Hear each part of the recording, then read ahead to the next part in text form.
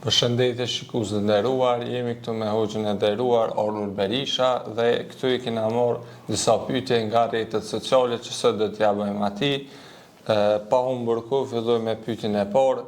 Çfarë roli ka xhamia në jetën shpirtërore dhe shoqërore të muslimanit? Përshëndetje, është kënaqësi që të jemi në emisionin tonë të radhës, së bashku me gjithë juve si staf vitrive, moderator të nderuar dhe teleshikuesve të nderuar, ju falenderojmë për gjitha këto emisione që jemi duke i mbajtur së bashku. Normalisht se kjo pyetje ka peshën e vet, ka fuqinë e vet si pyetje. Normalisht se xhamit, mesxhit, pra shtëpit, faltoret, vendet ku njeri shkon edhe i drejtohet Zotit Madhënishëm, janë ato vende ku përmendet emri i Allahut, përmendet emri i Zotit. Dhe çdo besimtar musliman që ka pranuar besimin islam, i drejtohet tyre shtëpive, po këto shtëpi janë të hapura për gjithë njerëzit, i thrasin gjithë njerëzit që të bëhen besimtar islam, që do të thotë paqe, që do të thotë thirrje ka e mira, ka e mbara. Dhe sigurisht se xhamia ka një rol të fuqishëm në jetën shpirtërore tek njerëzit në përgjithësi. Qëllimi i xhamisë është ta edukojë njeriu, sepse edhe Zoti thotë në Kur'an ka deflehem men zakaha wa qad khaba men dassaha, ka shpëtuar që e pastroi vetveten, domethënë me duke pastruar gjuhën e vet, sepse në xhami kur shkon ti shkon kur hin thu selam aleikum, paqja dhe mëshira e Zotit qoftë me ju. I përshëndet edhe ata që janë bashkëfalës me ty në atë faltore. Dhe aty, pra kur hyn brenda, fillon pra të bësh lutjet, të bësh namazin. Nëse është hera e parë që hyn në një xhami, duhet falesh salatul mesxhit, që quhet namazi përshëndetës, pra falënderues ndaj Allahut që ta ka mundsuar Zoti me hi për herë të parë në çat xhami. Për shembull, nëse ke qenë në një fshat diku si s'ke qenë ndonjëherë më parë, shkon në xhami dhe falesh, domethënë i fal 2 rekate si shenjë falënderuese ndaj asaj, ndaj të mirave që t'i ka dhënë Zoti. Roli shoqëror dhe shpirtëror është shumë i madh i xhamisë, sepse ata që bojnë namaz, Zoti i mëson në Kur'an thot inna salata tanha anil fahsha'i wal munkar wa la dhikrullahi akbar. Me të vërtetë namazi të largon nga veprat e shëmtuara, të irrituara, të afron ka paqja, ka mirësia, të afron për të qenë qytetar i mirë, për të qenë fshatar i mirë, për të qenë mbi gjitha njeri i mirë. Pra qëllimi i namazit është ky, nuk ka tjetër qëllim namazi. Namazi ka qëllim me na afru te Zoti, po afrimi tek Zoti do të thotë që ti je i afërt me krijesat e Zotit dhe ti duash krijesat e Zotit. Social, xhamit ne e dim se kanë luajtur një rol shumë të madh social në shoqëri, për shkak se në xhami janë marrë iniciativa bamirësie, janë marrë iniciativa për shkollim, janë marrë iniciativa për akte adhëtare, për shembull lidhja për zërinit që njihet që mbajt në xhamin Barakli, është mbajt lidhja për zërinit dhe pe aty shqiptarët domethënë kanë marrë vendime për çështjen e kauzën e popullit tonë shqiptar në Kosovë, në Shqipëri, e kudo që jetojnë shqiptarët. Në përgjithësi edhe në trevat jashtë vendit janë marrë vendime për të mirën e popullit tonë, si për arsim, shkencë, dituri e kështu me radhë. Kjo është domethënë një përgjigje rreth kësaj pyetje që ju na vot. Faleminderit hoxh. Vazhdojmë me pyetjen e dytë. Si mund të ruajmë dhe mirëmbajmë xhamit që të jenë gjithmonë vend i pastër dhe i gjallë me adhurim?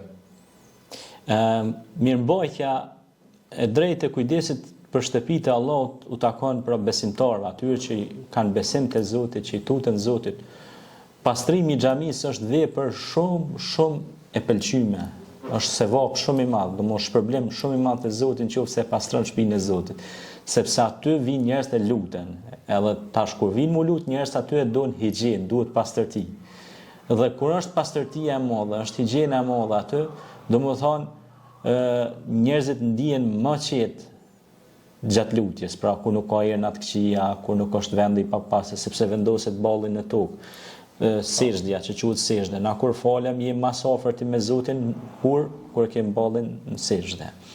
Dhe në kohën e pejgamberit alayhis salam do ta ndaj një histori shumë interesante për këtë pyetje.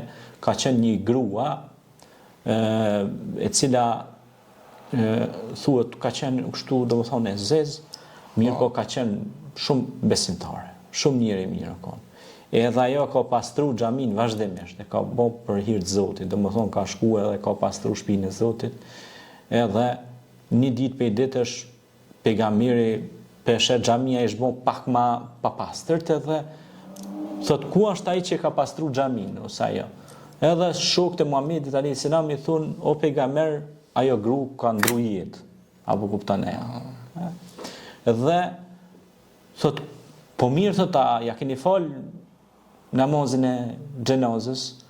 Thot po thot ja kena fal shpejt e kena kryer, din se s'kishte kërkov, ishte vetëm edhe e krytëm shpejt, ja falem namazin edhe varrës. Edhe thot pse s'm keni kallzuar thot.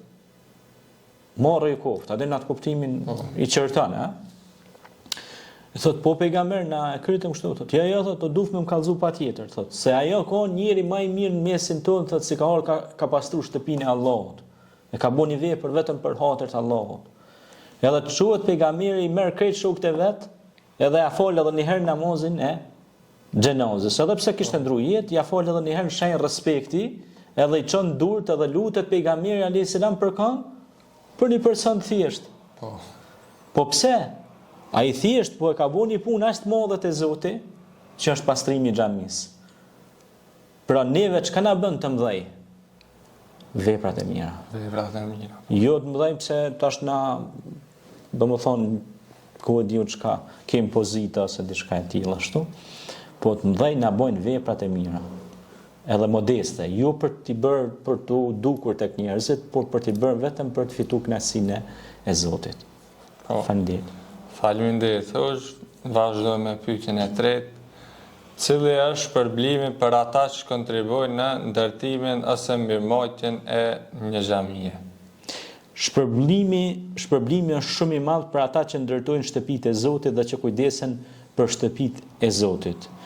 Pejgamberi alayhis salam thuhet se kishte dëshirë shumë të madhe se ku prekte koma e tij me ndërtu shtëpitë e Zotit. Pejgamberi alayhis salam ishte ndërtuesi i xhamisë Mesxhidul Quba. Mori pjesë në ndërtimin e saj bashkë me shokët e vet.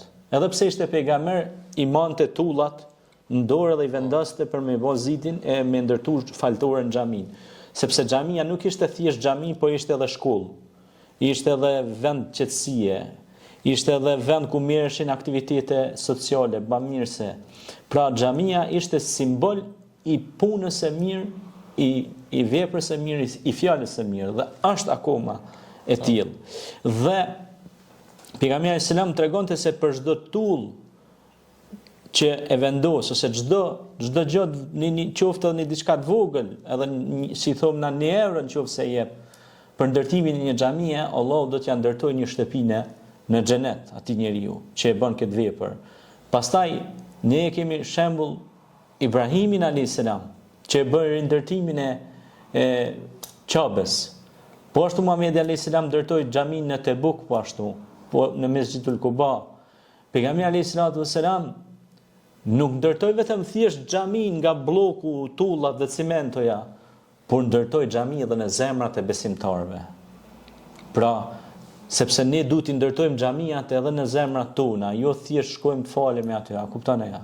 Po. Për si them na me kryeni një obligim. Por xhamia duhet të jetë edhe në brendësinë tonë, në batinin tonë, brenda nesh. Sepse roli i xhamisë është edukimi edhe shpirtëror, njerëzor, moral, edukativ i kujt i njerëzit. Pra xhamit i kanë ndërtuar njerëzit. E pejgamberi alayhis salam i ka inkuraju shokët e vet vazhdimisht të ndërtojnë faltore, sepse aty edukohen njerëzit që të largohen nga veprat e këqija, që të largohen nga veprat e shëmtuara, që të motivohen me bë punë të mira. Pra xhamia ka këtë qëllim. Me eduku njerëzit, mos me i bë të ashpër, mos me i bë arrogant, mos me i bë të pamoralshëm, por xhamia ka qëllim me i bë njerëzit të edukuar, të moralshëm, adhëtar të mirë, qytetar të mirë, të shkolluar, sepse Zoti Kur'an thotë ikra, lexo, studio. Hel yastawi alladhina ya'lamuna wal ladhina la ya'lamun, thot Zoti në Kur'an, a janë të barabartë ata që dinë me ata që nuk dinë? Prandaj roli i xhamisë është iluminimi i mendjes së njeriu, po dhe i gjuhës së tij, po dhe i shpirtit të tij. Iluminim do thot ndriçim. Nëse nuk ka dritë shpirti, atëherë ti je i thatë, je i zbrazur. E zbrazësia nuk je pas një lloj arome të mirë. Sikur një trëndafil që nuk ka aromë është i thatë.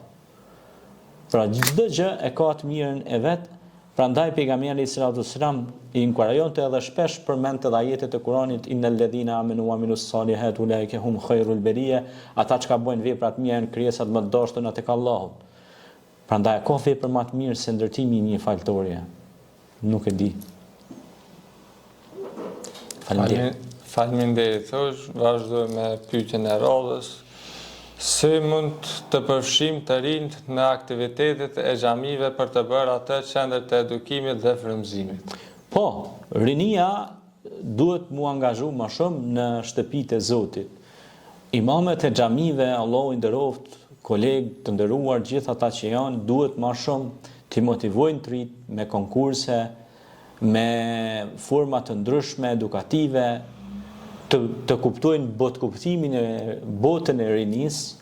Ne kemi pas shumë për shembull dhe xhallar që kanë bërë edhe aktivitete sportive jashtë xhamisë, kuptohet, por pastaj kanë ndodhur dhe orën e edukimit në xhami, pra janë bërë si shok me të rinjt. Apo kupton ajo? Dhe ja u kanë kuptuar kuptimin e tyre. Edhe pastaj shpesh herë kanë organizuar aktivitete të ndryshme të kvizeve, për shembull pyetje, përgjigje, pastaj i kanë bërë disa forma shpërblimi për ata të rinj për t'i motivuar në ato konkurse që kanë marrë pjesë. Unë për shembull kam qenë vetë kur kemi qenë në medrese, po edhe në studime, po edhe në xhami kemi pas disa aktivitete ku merrnim pjesë në garat e diturisë dhe pastaj vendi i parë, i dytë, i tretë i shpërblehej. Po dhe ata që ishin pjesëmarrës shpërbleheshin, sepse nëse shpërblehen vetëm 3 veta, këta tjerë pastaj ndihen keq shpirtërisht pse se morëm edhe na çmimin e parë, dytë dhe tretin. Pastaj pejgamberi selam i ka motivu të rinjt, ju ka dhënë dhurata. Muallafetit kulub, thot, për përfitimin e zemrave, domethënë ju ka dhënë dhurata, edhe ata janë ndje mirë shpirtërisht. E tani janë shtu të rinjt në xhami. I ka motivu me fjalime që me konë zanatxhi të mirë. Pra, ka orë dikush nështë ta konë hekrar i mirë. Ka punu me hekur. Po konë pa motiv, komplet. Edhe kur e ka afru, ka thonë, e din se Davudi, a.s. dhe Sulejmani ka punu me hekur, ata në konë të pasur, po edhe vetëm, jo vetëm të pasur materialisht, po edhe shpirtërisht, edhe Zoti ju ka dhonë të mira në këtë jetë. Pra, i ka motivu të rinjt, dhe ju ka dhonë motiv atyne. E kur i ka motivu, sepse dikush mund t'i ketë këtë mirat e botës materiale, po është i thatë, s'ka motiv. Si thonë mi ashtru, lira, ai nuk i lënë për shtypje, është i pakënaqur. Dhe kjo pra është që inkurajus, ishte beshiran, monedhira, përgëzus, i përgëzonte ata që bëjnë vepra të mira, edhe të rinjt i përgëzonte dhe i inkurajonte ata vazhdimisht. Faleminderit. Faleminderit. Vazhdojna me pyetjen e radhës. Çfarë pasoja shpirtërore dhe shoqërore ka neglizhimi i xhamive? Neglizhimi i shtëpive të Allahut, ikja për shtëpive të Allahut, treguohet më së miri në një ajet kuranor ku Zoti thot Kur'an: "Men amila amalan salihan aw dhakarin wal untha wa huwa mu'minun fala nuhyiyannahu hayatan tayyiba." Kush bën punë të mirë, vepër të mirë, qoftë femër apo mashkull, duke qenë besimtar, ne kena më ia dhënë një jetë të lumtur. E vepra e mirë është edhe kujdesi për shtëpitë e Allahut. Namazi, zakati, sadakaja, bamirësia, punë që ngrisin njeriu shpirtërisht. Sepse pejgamberi selam tha, Allahu e don pra durën që jep. A kupton ajo? Dhe ai që jep pra, ai nuk është të dhon, po të marr. Pse dielli është i madh? Sepse ai e ndriçon, e rrezaton, i jep këtë botës ndriçim. Prandaj, ne sa më shumë japim, aq më shumë ndaj bëmi. Aq më shumë japim për shtëpitë e Zotit, kontribuojmë për to. Allahu na lartëson këtë botë dhe në botën tjetër. Pastaj është pjesa tjetër që është shumë e rëndësishme, pra ajo ndikon edhe në aspektin spiritual, siç e thatë ju, edhe shoqëror, pra që e bën njeriu t'i largohet stresit, t'i largohet me dyshjeve, sepse stresi dhe me dyshimet vinë si shkak i pakqartësive, pse unë jam kësaj ide. Shpeshherë njeriu ja pyet veten, për çka kam ardhur, ku po shkoj. E Zoti thot, ti ke ardhur këtë botë si udhëhec. Do udhëheqesh këtë botë, pasi të përfundosh mandatin e udhëheqësisë në këtë botë, me emrin e Zotit do shkosh në xhenet, që është vend i bukur dhe i përgatitur për besimtarët. Pasi të përfundosh udhëheqësinë këtu, se kur e përfundon ti, do të më pyet shefi. E kush është? Është Allahu xhaleshan, Zoti. Nuk të pyet kush ty as mua. Pse? Ai ta ka dhënë mandatin ty. Ai të ka bën governancë këtu, të ka bën khalifetun fil ard, të ka bën udhëhec në tokë. Mua e ty, si njerëz, çdo njeri që po na ndëgjon tani. Dhe kjo ka shumë rëndësi të madhe, andaj kujdesuni për shtëpitë e Zotit, sepse padyshim që do të keni mirësi dhe begati. Faleminderit. Vazhdojmë me pyetjen e radhës. Si mund të ruajmë hijen dhe respektin e xhamisë në kohën moderne, ku shpeshherë vlerat fetare anashkalohen? Po, duhet mu mundu e vazhdimisht thirrësit, edukatorët islam, mësuesit, më tregu për vlerën që ka xhamia në formimin e personalitetit tek të rinj dhe tek të rejat. Pra çfarë roli ka xhamia dhe më treguan se xhamia ka qit Molla Idris Xhilana, ka qit Hoxh Kadri Prishtina, ka qit Ymer Prizrena, gra e burra dhe gra si nana me të Sokolit. Pra kanë qit burra që kanë dhënë kontribut, burra dhe gra që kanë dhënë kontribut për kombin shqiptar. Pra xhamia ka pas rol në edukimin fetar, adhetar, kombëtar. Pra xhamia ka luajtur një rol në formimin e personalitetit njerëzit, që njeriu të jetë serioz në jetë, ta kuptoj qëllimin pse ka ardhur këtu. E jo të jetoj me zi se shtaz, mos më ditë se ka shkon. Zoti bile shpeshherë na thirr neve në Kur'an dhe na thot: "Ej në tadhhabun." Ku jeni të shkuar? Ka po shkoni? Ej, shka i hallakaci, thon na, shka po hub kështu. A kupton? Prandaj qëllimi i xhamisë është formimi i personalitetit të njeriu, që njeriu me kthill, që njeriu me u kthy në bazë të veten, sepse njeriu në bazë është i pastër, fitrat Allah. Prandaj ka fitrën. Pejgamberi selam ka thënë kullu me uludin anel fitr, çdo fëmijë lind i pastërt. I pashtë, si thom na, pa sherr. A ke pa gjëno. A ke pa kur vjen fëmia thonë si me laqe, domethënë se s'ka, se me laqet janë të pagabueshme. E kjo është pra, e na duhet me ditë tani qysh me ngre të rit, po dhe qysh me dezinformata që vinë nga pabesimtar, dezinformacioni, domethënë blasfemia që përdoret në gazetari, dezinformacioni, është që aty në mja u hedh poshtë. Shqyr Zotit tash është mundësia me telefon, e lëshon live ligjëratën, xhamin edhe shek krejt aktiviteti, çka po bëhet aty mbrenda. E lëshon live, sukurim tash na këtu live, e sheh, na përshkajnë atë ful, jena të ful për edukim, për atë dhe, për shkollim, për dashuri, për mirësi, për njerëzillek. Si na tu ful sene misterioze këtu. Janë sene të qarta, ndrit diellit. Dhe pra pastaj duhet punu ma shumë me largu keq informimin, sepse ka dhe keq informim. Domethënë, dezinformacion dhe keq informim. Domethënë është informum gabim, nga dikush që s'ka informacion.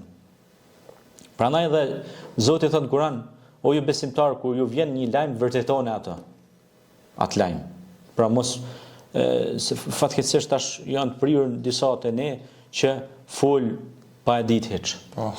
Domethënë janë gjetë dikujt na diçka pa e pas hiç. Atëherë duhet mu, nëse ti janë gjetë dikujt diçka pa e pas hiç, dush mu ballafaqu para gjykate. Sepse ti ken hin hak atij, po janë dy gjykata, mos harrojmë. Është gjykata e Allahut.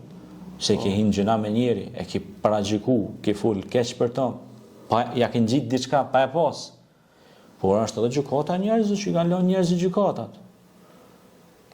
A kupton? Me të dyja do të ballafaqohesh. Prandaj ne duhet jemi besimtar dhe duhet kemi kujdes mos t'i lejojmë edhe këta tjerë që mendojnë negativisht, t'i afrojmë edhe ata, dialogojmë në mënyrë shumë të qetë me ta, sepse edhe Zoti thotë Kur'an, thirr rrugën time me urtësi dhe butësi. Sikur ti të ishe jashpër ja Muhammed ndaj tyre, ata ishin largu prej teje. Po edhe këta që na dezinformojnë e pragjykojmë, edhe ata i thrasim. Hajde bisedojmë. Po. Edhe informohuni më pe burimit. Mos e lyp burimin aty ku s'është, po lyp burimin aty ku është. Burimi i informatave edhe fakteve. Andaj lutim Allahun e Madhreshëm që të na bëjë pe atyre që pasqyrojnë dhe tregojnë vazhdimisht rolin dhe fuqinë që kanë institucionet si xhamit, këto shtëpi të Allahut ku promovohen vlerat, ku flitet për drejtësi, ku flitet për atë dashuri, ku flitet për arsim, shkencë e kështu me radhë.